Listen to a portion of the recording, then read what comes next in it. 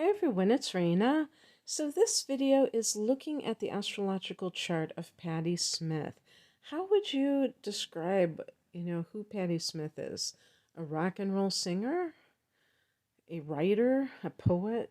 You know, um, Not that a poet isn't a writer, but I actually saw Patti back in, I think it was 2010, when she came out with a book. It was an autobiography with little stories about her life.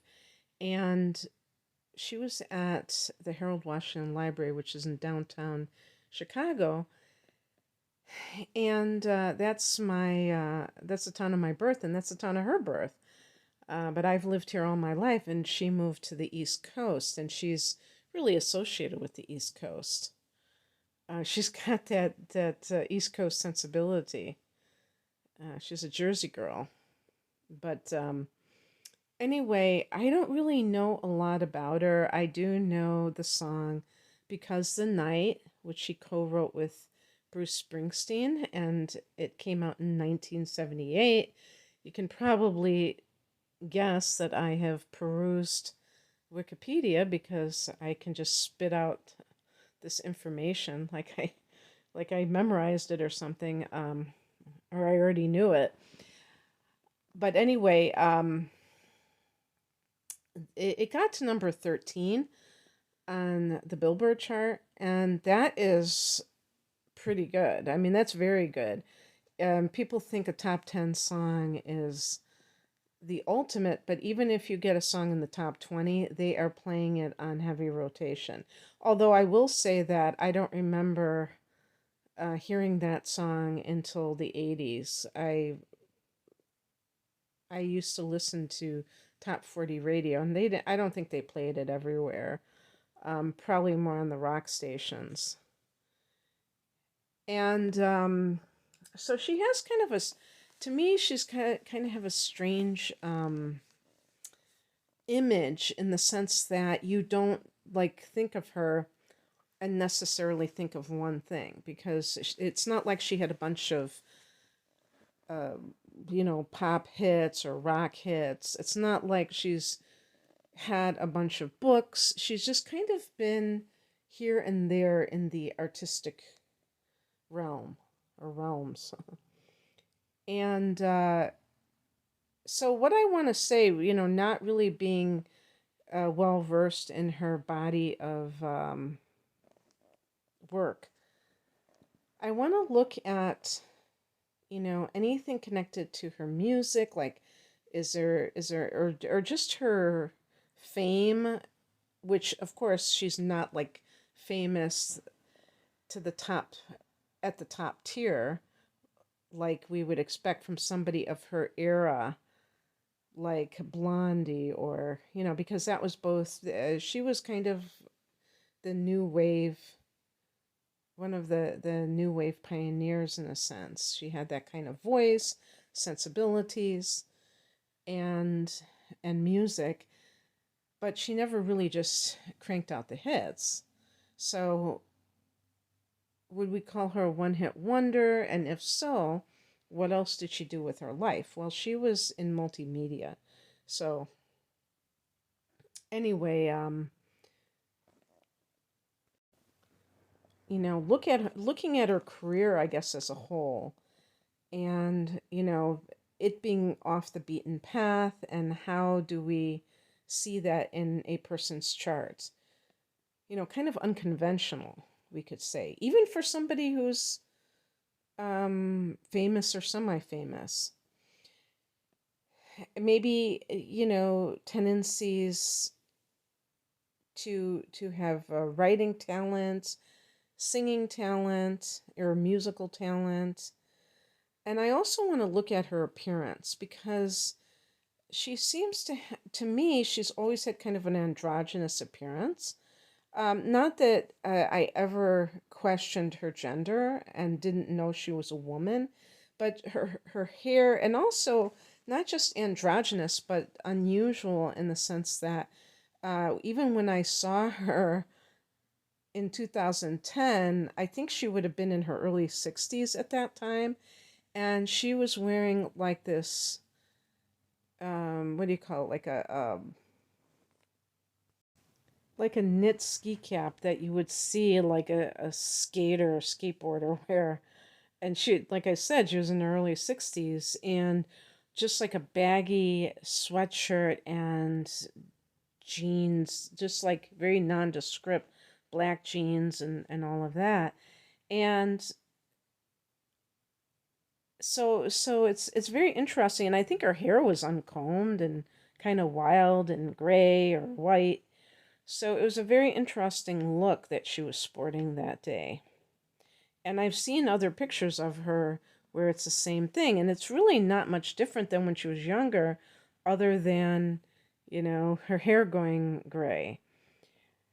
So what is up with that? Is that kind of like just an image, or is that reflecting her basic attitude towards life for whatever reason? So I'm gonna just go through her inner planets and her rising sign, and we can see more about that. Patti Smith, I wish I could talk more about her background. I do know that she briefly went to college, but she dropped out. She and her sister, in her late teens, she was born on December 30th, 1946. So she and her sister went to Paris and were street performers. Um, I think they called it busking. And then they came back, and she fell into the art world because she moved to Manhattan or something like that.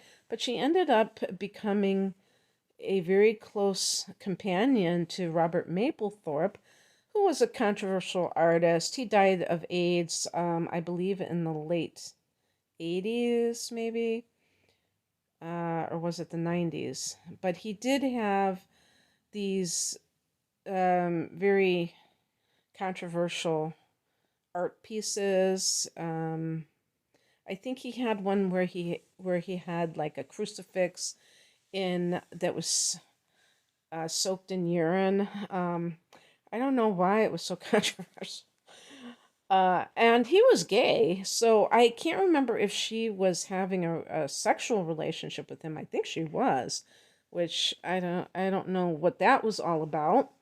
But anyway, they were very simpatico as far as their artistic sensibilities were. So they were in alignment, I would think, because they both were kind of like out there in terms of how they were expressing themselves. And he actually photographed at least one cover, probably more, of that was iconic with her album covers. Yeah, I just looked it up, and Horses was an album that she recorded in 1975, and he was the photographer for that.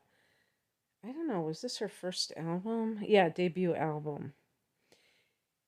Interestingly, it was released by Arista Records in on November 10th, 1975. So we're talking about almost 50 years ago, um, in November. And she's actually, when I look at the picture, and I don't know if I'll be able to use that as my thumbnail because of the copyright issues. But she does look very masculine. She looks very androgynous in this picture for sure. Because even her body type is very slender, small breasted, thin, like narrow hipped. And I don't know if I'm the one who invented this, probably not, but I see her as the female counterpart to Mick Jagger. I mean, not Mick Jagger, Keith Richards, because she even had a hairstyle that was similar to his, and that black hair that he had. So anyway, hopefully I'll be able to post a thumbnail that is, in the public domain, or I mean, that is available to use for commercial purposes. But You can always look her up if you want to see what she looks like and you don't know who she is. So anyway, let's look at some of the info here. So she is a sun in Capricorn, and she has the moon in Pisces. And when I found out, because when I did read some of her book, I think it's called Just Kids or something, but it was about her and I think Maplethorpe and their relationship. I think that was a big part of it. Can't remember, but she had different stories there, and I think she was a very spiritual person. I shouldn't say it in the past tense, but when she was growing up, she was actually, I found out that she was raised a Jehovah's Witness, which is bizarre. Um, and interestingly, in her ninth house, she has Neptune. And a Neptune in the ninth house, as far as I'm concerned, can be somebody who's susceptible to cults. But that's not her fault that she was in the Jehovah's Witnesses. And if anybody is in the Jehovah's Witnesses, I don't mean to suggest that it is a cult, but it has those elements of, like if somebody leaves, they're supposed to shun that person and stuff like that. So those are kind of those red flags about what could be like a cult. But in any case, we'll just say very um, strict religious group. But Neptune actually in the ninth house can give people visions, and the person can even have a relationship with deities. And she did have something, I don't remember exactly what it was, but I thought it was along those lines where she would receive visions. So, anyway, her moon is in Pisces, and that can make a person very spiritual. And so for somebody who has a sun in Capricorn, that's obviously going to to have the moon in Pisces is going to modify the sun in Capricorn, because typically a person with the sun in Capricorn really is very ambitious in a mainstream sort of way. She has such an unusual type of career that it is definitely not what a Capricorn person typically does. Usually, Capricorn people want to step into the template of what has already been out there. So, pursuing a particular field of study, a career through a field of study. So, doing it the quote unquote right way by going to school and getting a degree and then, going into that line of work, in other words, not just kind of going to Paris and then coming back and being bohemian. And that is definitely atypical for Capricorn, but there are Capricorn artists for sure. Mercury in Sagittarius, very interesting, because that can make the person very prophetic and interested in to talk about spiritual things, but also very straightforward, very seeking of the truth. Venus in Scorpio and Mars in Capricorn and Sag rising. Well, the rising sign can indicate the physical appearance and the mannerisms, and Sagittarius is a masculine sign, so maybe that's part of her look. But I would also say that, it's funny because Keith Richards' sun sign is Sagittarius. He is on the cusp with Capricorn. So, and his rising sign, I can't remember if his moon is in, I think his moon is in Virgo, because I have that combination. I think he does too. And I think he has Scorpio rising. And if you see Keith Richards, he wears a lot of black and he has this skull ring and, the symbols of death that we might associate with Scorpio. with Sagittarius, in terms of how it could play out, it might be the person who is very casual. So, like I mentioned, when I saw her in person, she was wearing kind of the skating clothes that you would associate with somebody in their teens or 20s, and not somebody who is going before the public in a very to present their book. Some women would be like, oh, I have to wear a a suit or some kind, like a dressy outfit, and that's not how she was. It like very casual and tomboyish and athletic, and that's what I would associate with any like rising sign that is fire, but especially Aries and Sagittarius. In her first house, so we're talking about the cusping in Sag. In her first house, she also has some Capricorn where her Sun and Mars are located, and they are actually in conjunction. So she may have that theme of the Aries person because she has like a sub influence of that. And as such, that can make her very energetic. And that's another thing that I think is, I would call it a bit strange, or what's that word? Very idiosyncratic of her is that the performances that I've seen a few performances of hers, and she performed the day that I saw her too. And I actually had a tape cassette of hers, and this was in the 90s, I believe, that I picked it up. And I think it was her first solo album. And she had a song called People Have the Power, and it was very like a warrior type of a song. So she does in the few performances I've seen, she has that very masculine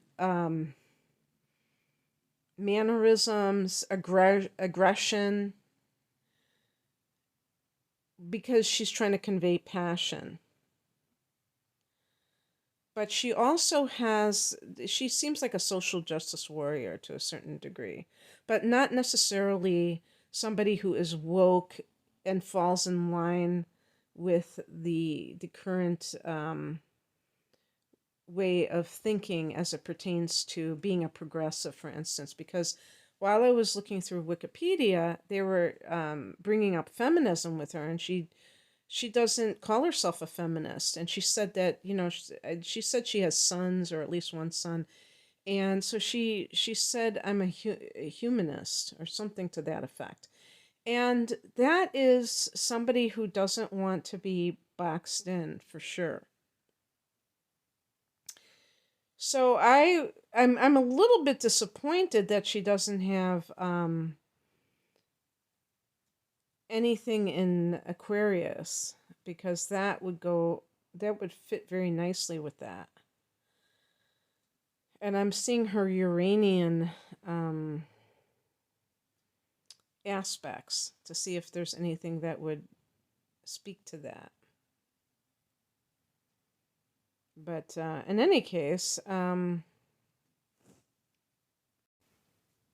she has a stellium, or at least 3 planets, in the first house of the self. She has the Sun, Mercury, and Mars. So all 3 of these are personal planets.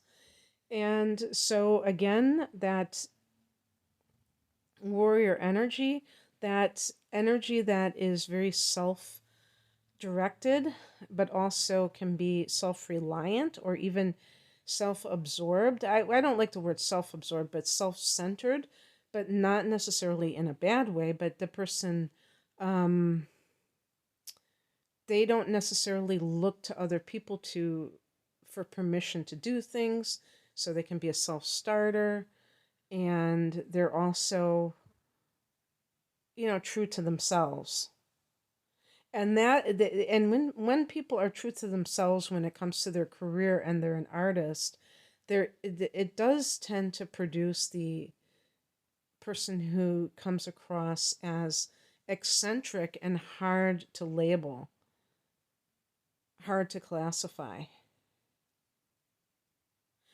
So, with Mercury in the first house, that certainly gives rise to the voice of the individual.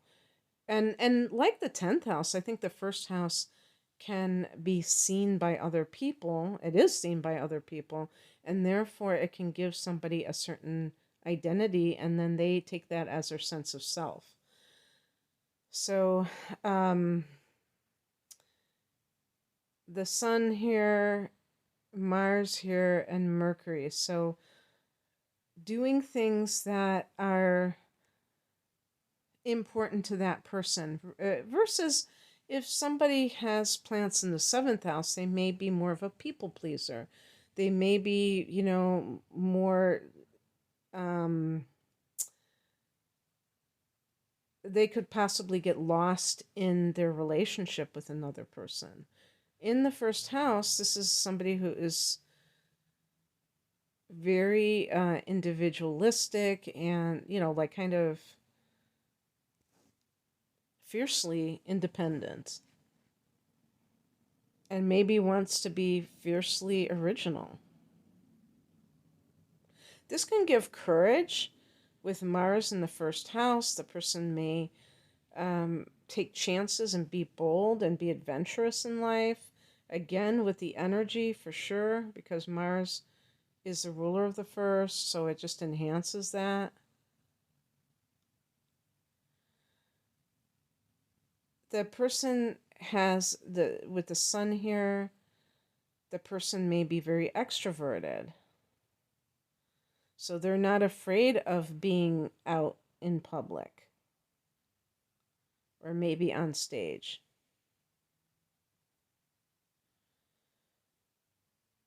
In her third house, she has that moon in Pisces. The third house is the house of the mind. When somebody has the moon in the third house, they may have a very strong, to me, they may have amazing memory. Even though this is not, the moon is your emotions, this is in the house of the mind. So the emotions can make an imprint on the mind, and then the person has this great memory. And because this is the house of the writer or the communicator, that can be a source of material or a wealth of material for the writer who is trying to come up with, things to write about, and they can take from memory. That doesn't mean that it's always going to be verbatim what happened. They may like kind of gild the lily a little bit and exaggerate or just plain change it. They just take, that's what writers do. They can take real life events and then embroider them. But this is definitely the creative writer with the moon here, because the emotions are really engaged. And, this may be a person who is a very big reader, and they really get lost in what they're reading. They have this sense of the timeless quality of reading and getting caught up in another world, the escapism, because Pisces can be escapism and fantasy. So that could lead to the person using literature for that purpose, but also to be able to write such things, not just to read it, but to write it. In the 6th house, she has Uranus and the North Node, and they're both in Gemini. The 6th house is work, it's health, and it is your daily routine. When Uranus is in the 6th house, the person does not want a 9-to-5 job. That's just a given. Uranus is about freedom. It's about nonconformity, and the 9 to 5 type of job, that is the typical work schedule for somebody in the United States. I can't speak for Canada or Mexico or Europe, but I can speak for the United States. And it's also somebody who wants a job that, they want to work and do something that's unusual. They don't want that cookie cutter type of occupation. Well, she certainly achieved that one. And with the North Node here in Gemini, the person is born to be a writer or a communicator of some sort. I have the North Node in Gemini as well, and has always been front and center in terms of my life's path or mission, was to be a writer, or is to be a writer. And I have been a writer. But she has it in the 6th house, so it definitely can be connected to what it is that she is doing as her, what I call work or service to others. In her 8th house, she has Saturn and Pluto, and they do form a conjunction. Sometimes Saturn can represent the father, but when it's in conjunction with Pluto, it can be quite fierce. Remember that Saturn is the ruler of Capricorn, her sun sign, and Pluto is one of the rulers of Scorpio, which is the 8th house domain. So Pluto is in its own domain. So I don't know. Sometimes when I'm doing these charts of famous people, they have these kinds of placements, and yet if I've read their autobiography or their biography, there was never anything mentioned of that kind of possible trauma. And that's possibly because people don't always talk about some of those things. There are some things, some people who get married and they may be with their partner for 50 years and that other person doesn't know certain things about them because they have kept them a secret. They just haven't wanted anybody to know about it. The 8th house can be the shadow self. So it's very interesting because this can be the house of sexuality. And so that might hint at something. This is the house of transformation and death.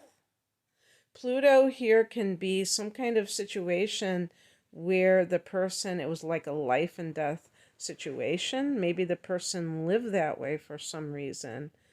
If this was in the family growing up, it might not have been a good thing, but I never heard anything like that she had this bad family life. So unless it was some kind of, once in a lifetime traumatic experience, then I don't know exactly, what that has meant to her, but it could have left her with a lot of trust issues.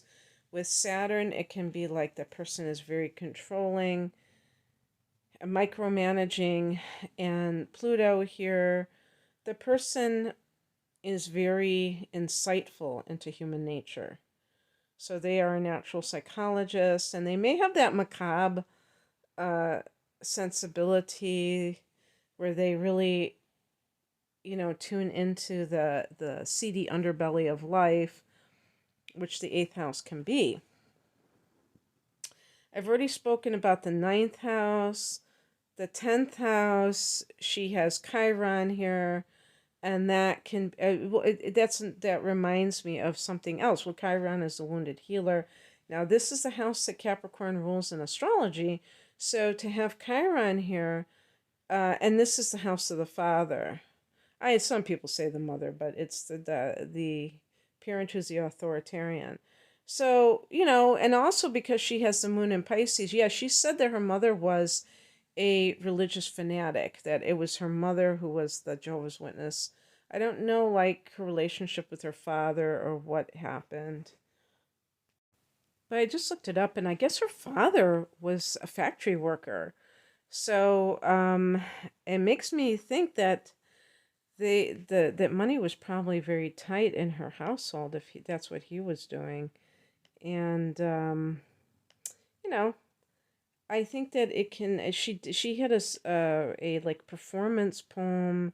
I had a mixtape of her of different poets in the '90s that somebody had made, and she was part of that. And she had a song called "Piss Factory," based on, I think, a place that she had worked.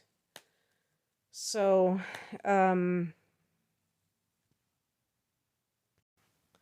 it could be that if there was any kind of pain associated with her father, it might have been with this idea of him. Maybe she saw him as sacrificing his life to raise a family and not being able to pursue what his dreams were, because usually people don't dream of working in a factory.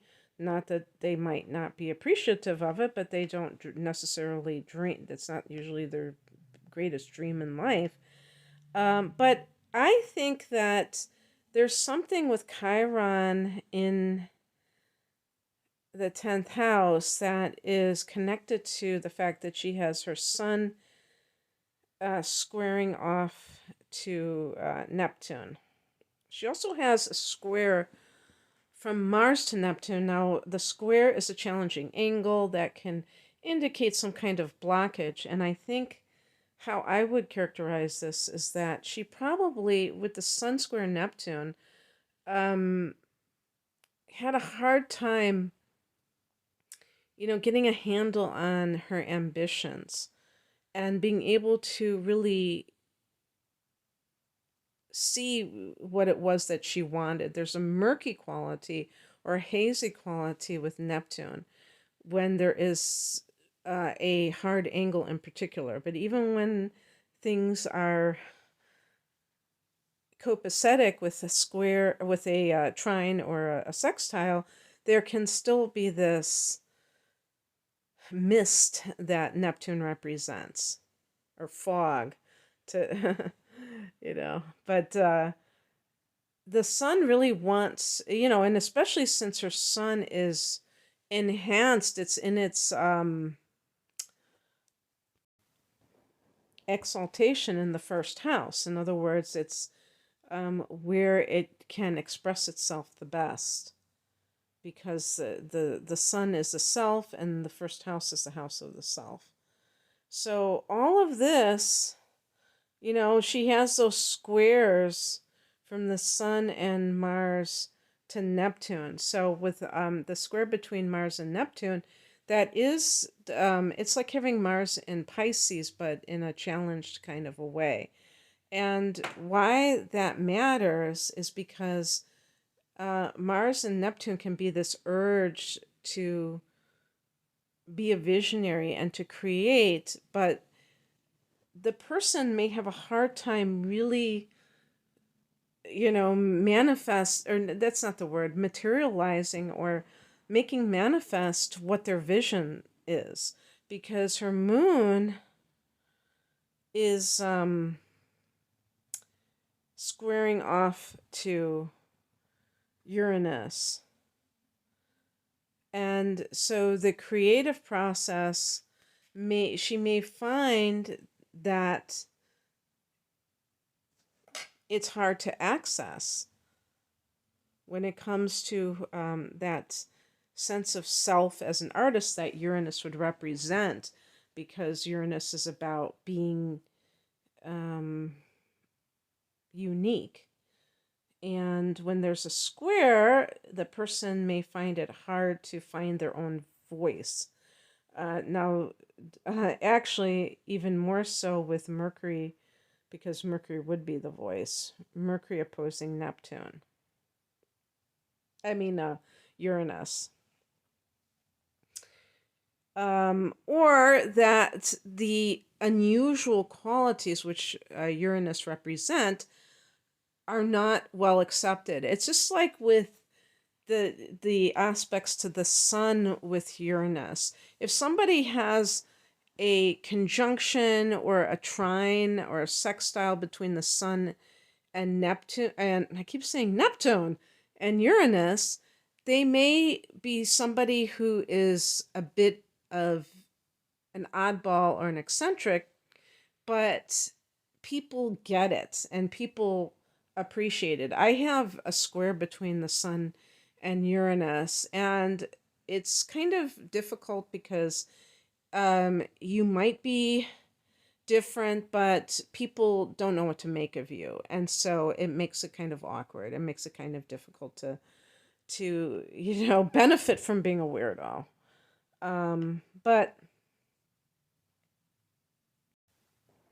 having the sun in conjunction with Mars makes her, I would say, maybe a competitive person, an ambitious person, even though it doesn't seem to be the case when I think of her, because otherwise I think she would be more visible. People who people in the public eye who want to stay there, they tend to plot and scheme to increase their visibility. They're not like trying to stay behind and work behind the scenes. So I have to think that the moon in Pisces has some major influence in kind of dampening those ambitions to the point, even though it's not part of that aspect, but just by virtue of, the moon can indicate how a person feels safe. Well, when it's in Pisces, it's not through material things, it's not through rational things, it's maybe through God, to have a real sense of reliance on a higher power, no matter what other circumstances are dictating. So, this can also indicate the person not only who is ambitious, but who is, I was going to say get ahead, but isn't that the same thing as being ambitious? So if she has felt that she didn't become as famous, the 10th house, or well known, or whatever you want to call it, successful in the worldly sense of the word, and that was something that she thought that she needed. Chiron is the house of the is the asteroid that can be connected to the healer. But you know how they say, physician, heal thyself? That's kind of what this is. The person has to heal themselves, and then they can heal the world. And so getting into alignment about what it is that is true about ambition and success. If somebody falls into that trap of thinking that they have to do X, Y, and Z in order to be successful, they're going to buy into that, and that can lead to feeling like they missed the mark. Apparently, Horses has sold, I think they said something like 300,000, 325,000 copies. You have to sell at least 500,000 to get gold, to get a gold album, and 1 million to sell platinum, to be a platinum album. So I'm actually quite shocked about that, because Horses was an album, and I think that might have contained Because, no, that couldn't have been Because the Night, because I think that was 1978 and this was 1975. But still, I mean, it's one of those albums that I always hear about. And by the way, she was known as the godmother of punk, so she was considered in that genre. In the 11th house, this is what I said was a social justice warrior house, the house of the collective. She has Venus and Jupiter, and they are in conjunction. This is actually good for money, which is kind of interesting, since Aquarius rules the 11th house in astrology, and it's the house of gains. And not only does Uranus rule um, Aquarius, but Saturn, the ruler of Capricorn, it could be that gains can mean that over a period of time, the person can build their wealth, or, they can earn more and more money. But maybe it takes a bit of time for them to do so, because this could be financially lucrative, this connection here. Now, it could also mean that the person has cultivated a lot of friends, maybe a great network of people, and that these people are lucky for the individual. Venus here can indicate somebody who is very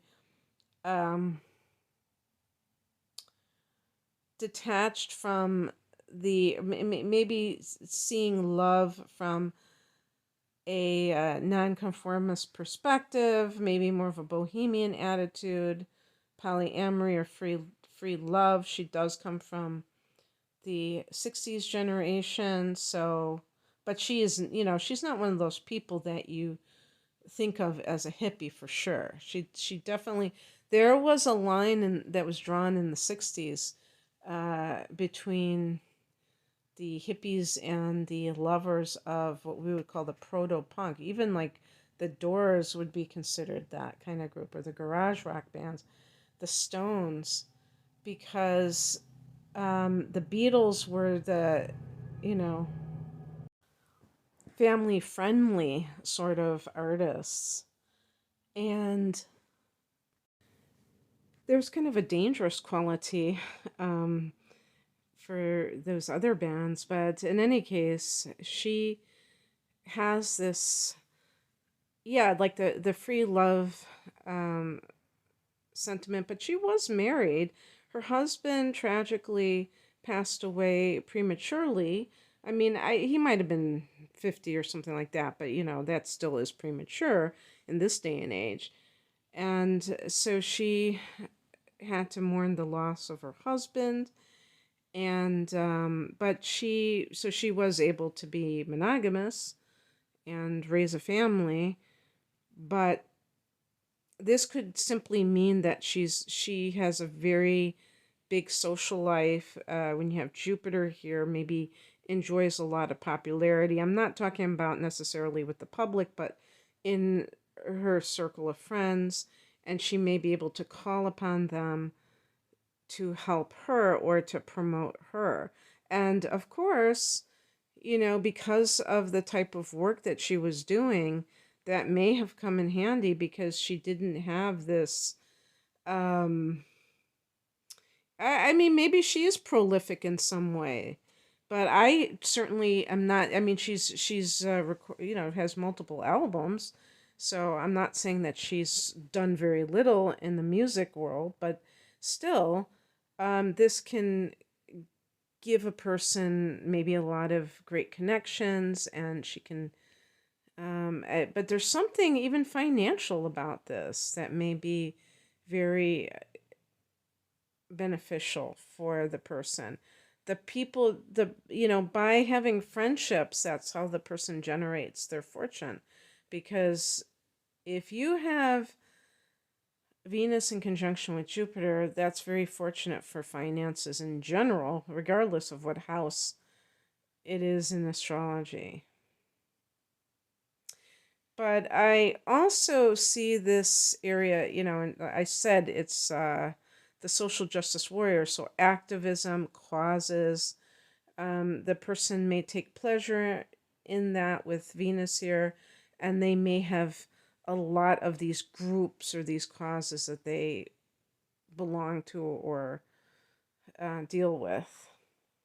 Okay, I'm going to leave it there. It was just interesting to look at all of this and see, what she had going on. And I hope that you enjoyed this. If you would like a private reading, the link is below. Take care. Bye.